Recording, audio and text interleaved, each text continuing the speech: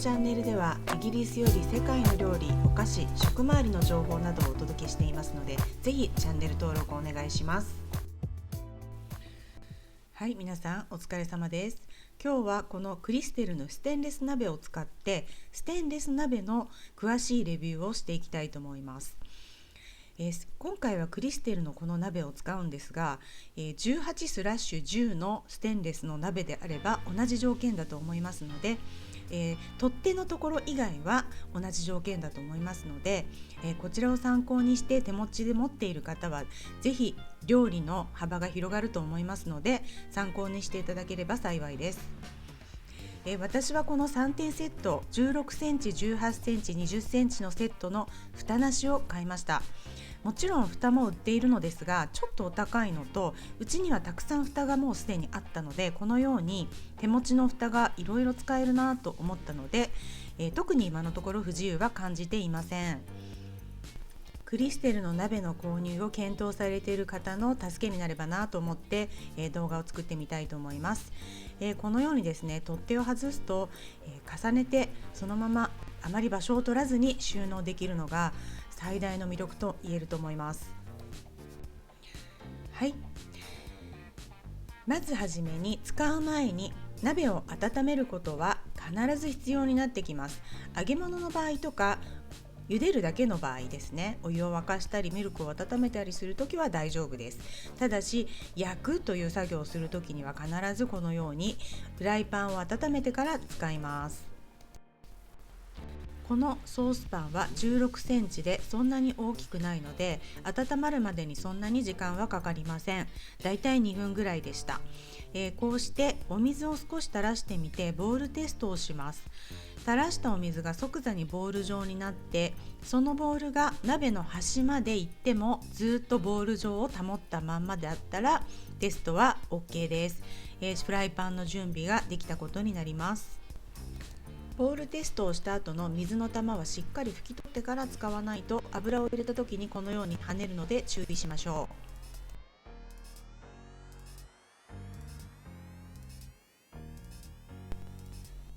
う。油を入れましたら、鍋を回すようにしながら油をまんべんなく敷いて卵を割り入れます。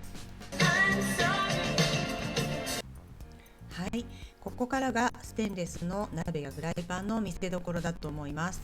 予熱をしたので蓋を閉めた後は火を止めて予熱だけで調理をすることができます。このまま3分間タイマーをして待ってから蓋を開けてみます。はい、蓋を開けてみます。卵を割り入れた時に黄身が破れたこともあり、卵が焼けやすかったみたいで3分間加熱したところこのように仕上がりました。はい、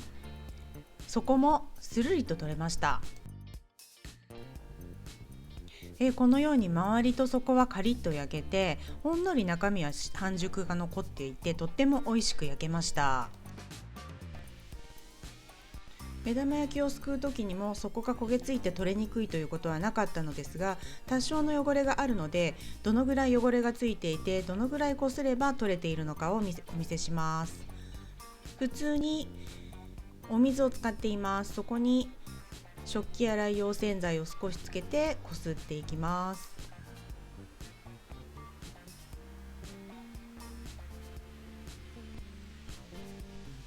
はい、このようにですね、普通に洗って全く問題なく汚れは落ちました。とにかく洗っている時に軽いのでとっても洗いやすいのと、ステンレスはこのように水滴がついたまま置いておいても全く錆びないのがとっても魅力の一つですよね。はい、続いて、無水調理が得意な鍋なので、お水をほんの少しだけ入れて野菜を蒸し焼きにしていく検証をします。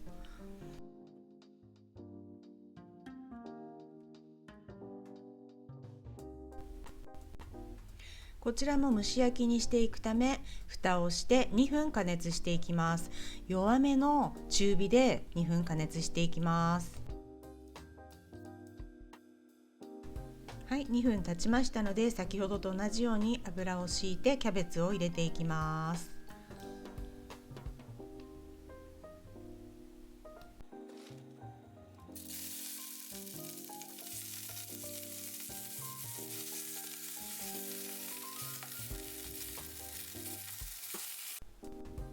キャベツを鍋の8分目ぐらいまで入れました。そしてざっくり全体を混ぜたらお水を入れて蓋をして弱火にして3分加熱していきます。はい、こちら3分経った状態です。全体をざっくり混ぜています。しっかり火が通っていて、かといってクタクタになりすぎず、塩コショウをして食べてみたら本当に美味しかったです。野菜の甘みもしっかりと感じられて、栄養価も一番高い調理法なのではないかと思います。今回はキャベツでやったので3分で火が通ったのですが、硬いお野菜でも少し分数を変えて、いろんなお野菜でこの方法で調理することができると思います。はい、続いて焼きそばを作っていきたいと思います。焼きそばってステンレスの鍋でくっついてしまうっていう人も結構多いのではないでしょうか。そのために結構テフロンを使ってしまったり、またテフロンのフライパン買おうかなって思ってしまったりすることもあると思うんですが、このやり方でやると割と簡単にステンレスでもくっつかずに美味しい焼きそばが作れますので、ぜひ参考にしてみてください。今回は検証ビデオということで家にあるもので、まずキャベツを刻んで、玉ねぎを刻んで、ちょっと家にあったハムを刻んでいきます。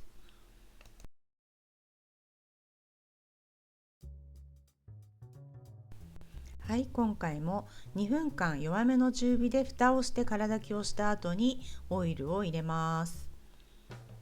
焼きそばなので少し多めにオイルを入れています。そちらに野菜類を入れて炒めていきます。野菜類を炒めて少しだけしんなりしたなと思ったところに蓋をして3分間タイマーをセットします。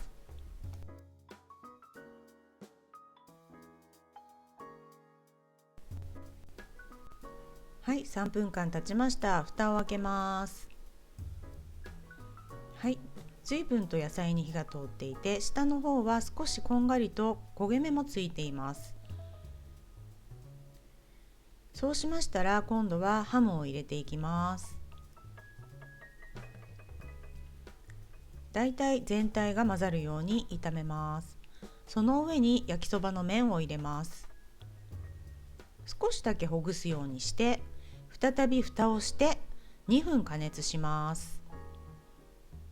ちなみに火加減はずっと弱火のままです。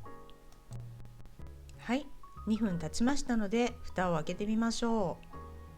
う。いい感じにお蕎麦がほぐれています。お水とか一切入れないでも大丈夫です。お蕎麦をひっくり返して全体を混ぜていきます。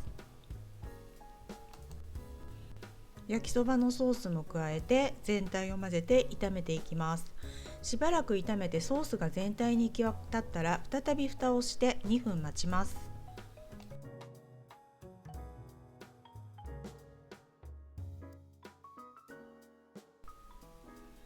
はい、2分経ちました。この状態で今回全くくっついてはいないです。もしこの時に下がくっついているなと思ったら火を止めて蓋をして2分待つとスルリと取れるようになるので、もしくっついていた場合はそうすれば OK です。お皿に盛り付けてみます。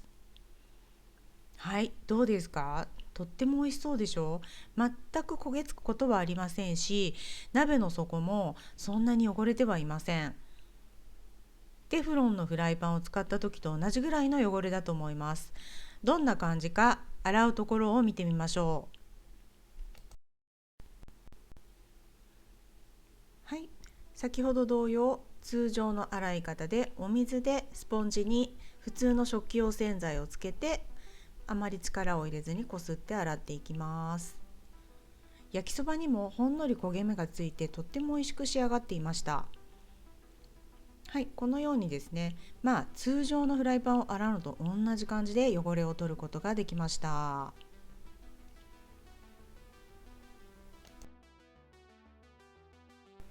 はい、次はチャーハンを作っていきたいと思います。お家にあまり材料がなかったのもあり、シンプルな卵チャーハンでいきます。卵の方は1個あらかじめ割り入れてほぐしておきます。はい、こちらも2分間温めました。油を少し多めに入れていきます。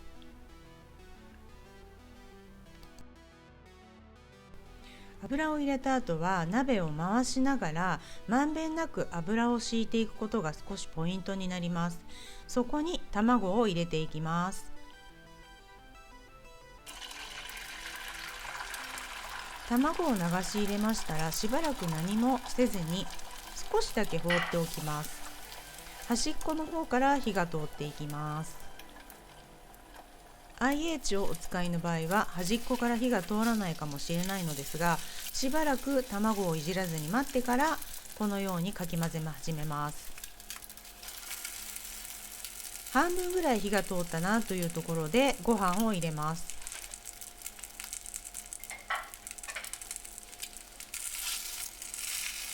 ご飯をほぐしながら炒めていきます。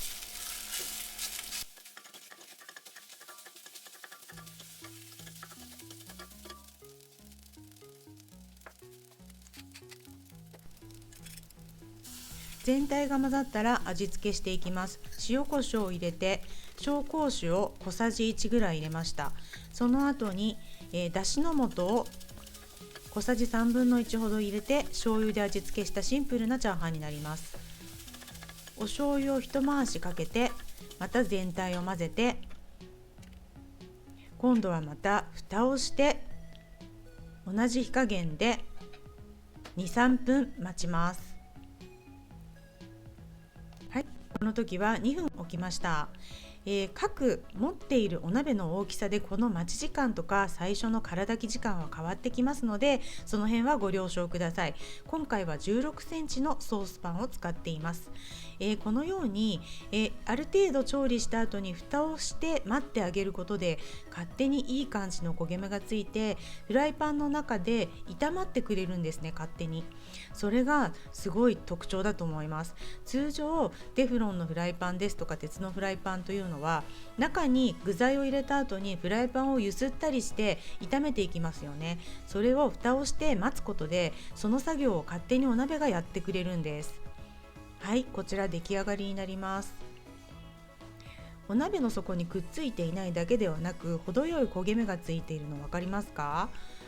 あれは蓋をして待っている間にこのように仕上がってくれるんです。本当にパラパラで美味しいチャーハンでした。はい、しつこいようなのですが、今回も洗っているところもお見せします。かなり酷使してチャーハン、焼きそばといろいろなものを作っていますが、シミなどもそんなにつかないです。通常通りスポンジに洗剤をつけてスルリと洗うことができました。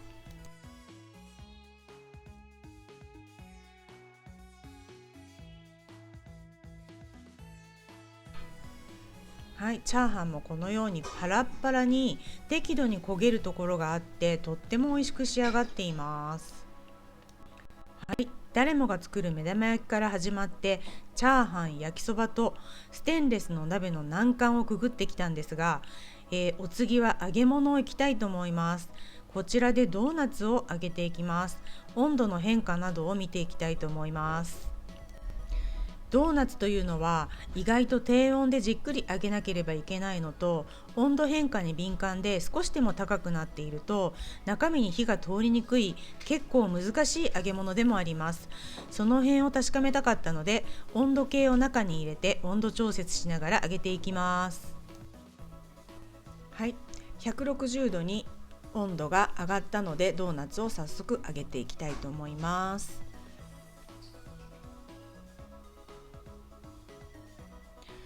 ドーナツを一気に小さいのなんですけど5個入れた後はやはり少し温度は下がります。でもそれはどの鍋で調理しても同じなので、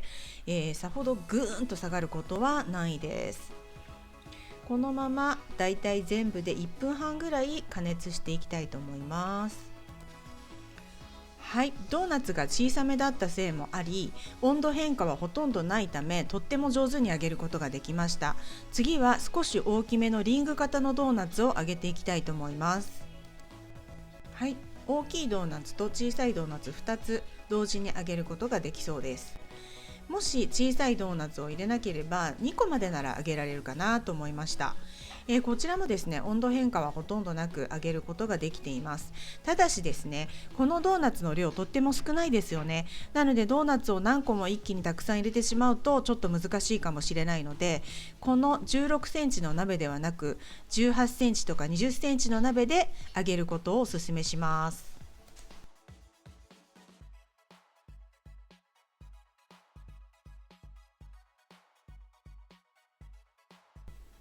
はい、揚げ物もとっても上手に作り終えることができました。一応これ温度計のクローズアップなんですけど、160度前後をずっと保って、温度が急激に下がったり高くなることもなく、火加減はずっと同じままで上手に揚げることができました。はい、ドーナツを揚げた後洗ってこの通りすっかり綺麗です。全くゴシゴシこすったりすることもなく綺麗な鍋に戻りました。続いて一番皆さんが気になるかもしれないご飯の炊飯を行っていきます。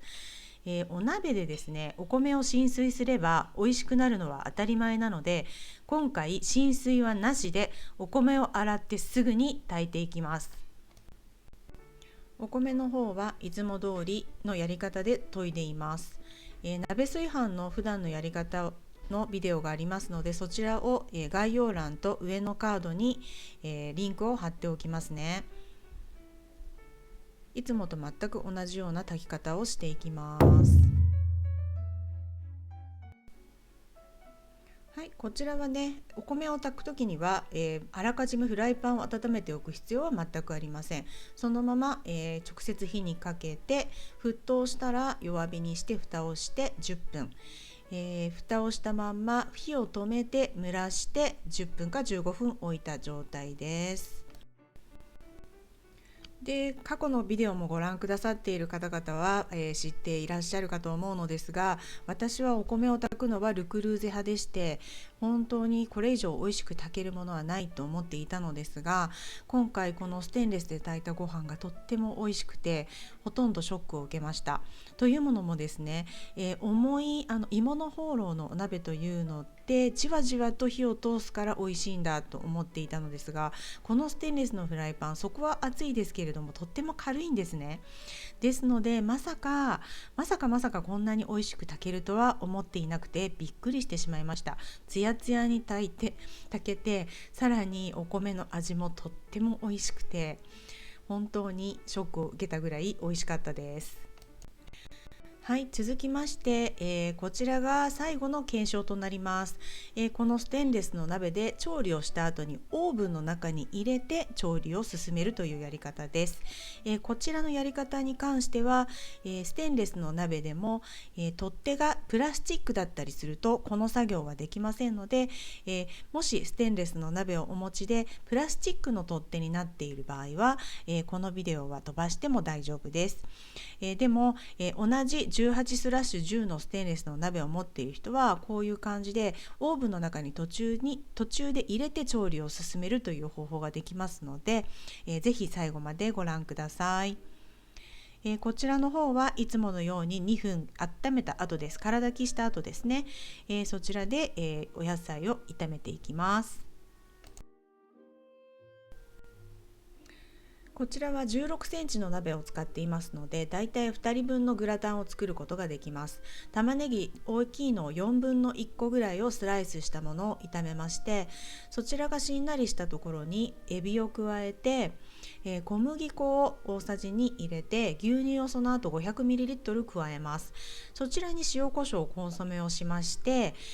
とろみがついたところで一気に茹でないパスタを入れて私は作ってしまっています。ここで茹でたパスタを加えてももちろん大丈夫です。ちょっとねエビが硬くなっちゃうのであんまりおすすめはしないんですけれども、全く一つの鍋でそのまんま調理ができるので、このやり方もちょっとズボラ料理ですけれども、疲れている時におすすめです。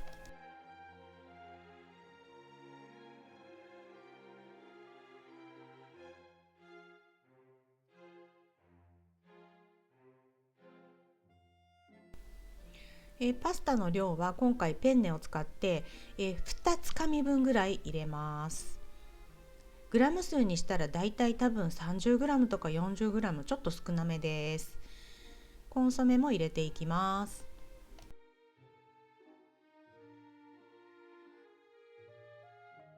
はい、このままですね、コトコトごくごく弱火でパスタが柔らかくなるまで調理していきます。はい、風味が良くなりますので生クリームを一回しかけて仕上げます。はい、すりおろしたチーズ適量とパン粉をトッピングして200度のオーブンで10分から15分ぐらい焼いていきます。こちらはクリステルの鍋を考えている方とお持ちの方だけになりますけれども、このようにオーブンに入れる時に取っ手を外してオーブンに入れて焼くことができるのでとっても便利です。200度で10分から15分ぐらい焼いていきます。そしてね、焼き上がった後もですね、このように1回オーブンを開けて取っ手を取り出してカチャッと取っ手をつければ簡単に熱い鍋を取り出すことができてとっても便利です。はい、このようにこんがりとっても美味しいグラタンがなんとフライパン一つでできてしまいました。ちなみに、グラタンだけでなくて、私が以前紹介していますこねないパンを焼くこともできますし、こちらにオーブンシートを敷いて普通にケーキを焼いたりケーキ型としても使えます。軽いので本当にケーキ型として使えると思います。そしてこのように、作ったものを冷蔵庫にそのまま取っ手を取って保存することもできます。はい、こちら出来上がったグラタンとっても美味しそうでしょう。ちなみに私これ案件でも何でもないです。それにクリステルのパンも自分のお金で買いました。ですのでね、全くの私の素人の、一般のユーザーとしてのレビューですのでね、安心してみてください。でこれ洗う時どうなるのかなと思って私も興味があったんですが、今回はオーブンで、しかもグラタンですよね。ですので縁のところに焦げがやっぱりついていたんです。ですので、お湯を使ってこの金たわしでちょっとこすってみました。そしたらスルーッと取れました。はい、今日一日中このフライパンじゃない鍋ですね、このソースパンを使って料理をたくさんしたので、買ってきた時の色よりも若干ちょっと底が茶色くなっていた気がしました。ですので、以前動画でも出していますやり方なんですが、こちらにベーキングソーダ重曹を少し入れて、そちらのビデオも概要欄にリンクを貼っておきますね。重曹と、活性酵素剤の入った漂白剤を少し入れて煮ましたら、買ってきた同じ色とは言いません、うっすらとやっぱり使用感は出ましたけれども、随分と綺麗な状態に戻りました。はい、ということでね、今回このソースパンを使ってどこまで一体できるのか調理がということで、ソースパンでミルクを温めたり、煮物をしたりするのっていうのは当たり前なので、それ以外のね、ちょっと揚げるとか焼くとかってどうなんだろうって思う方も多いと思うんで、どこまで調理ができるのかっていうことをちょっと突き詰めたくてマニアックな検証をしてみました。で以前はね、調理道具1個子供に持たせるならどれにするって私お話ししていた時に、テフロンの中華鍋だって言ってたんですけど、これでちょっと意見が変わってしまいそうです。というのも、このソースパンを使うことによって、ガス台に油が飛び散らないんですよね。深さがあるんで、チャーハンをしても焼きそばをしても揚げ物をしても全然油が飛び散らなくて、台所の掃除がめちゃくちゃ楽だったんですね。でそれにも付け加え、このクリステルの場合、重ねて収納すると場所を取らない、しかも軽いんですよ。で重い鍋ほどおいしい調理ができるという伝説はもうないですね。というのもお米もすごく甘く美味しく炊けましたし、本当にちょっと芋のホーローはどうなってしまうのかというぐらい、それぐらい不安になるほど優れた調理器具でした。しかもこのソースパン型をおすすめします。何にでも使えて本当にびっくりします。はい、ということで今回もとっても長いビデオになってしまったのですが、最後までご視聴いただきありがとうございました。このチャンネルはですね、通常は料理チャンネルになっていまして、イギリスから世界のさまざまなお菓子や料理を紹介しております。よろしければチャンネル登録もよろしくお願いします。グッドボタンもしていただけたらとっても嬉しいです。それでは購入を迷われている方の参考になればとっても嬉しいです。また次の動画でお会いしましょう。さようなら。バイバーイ。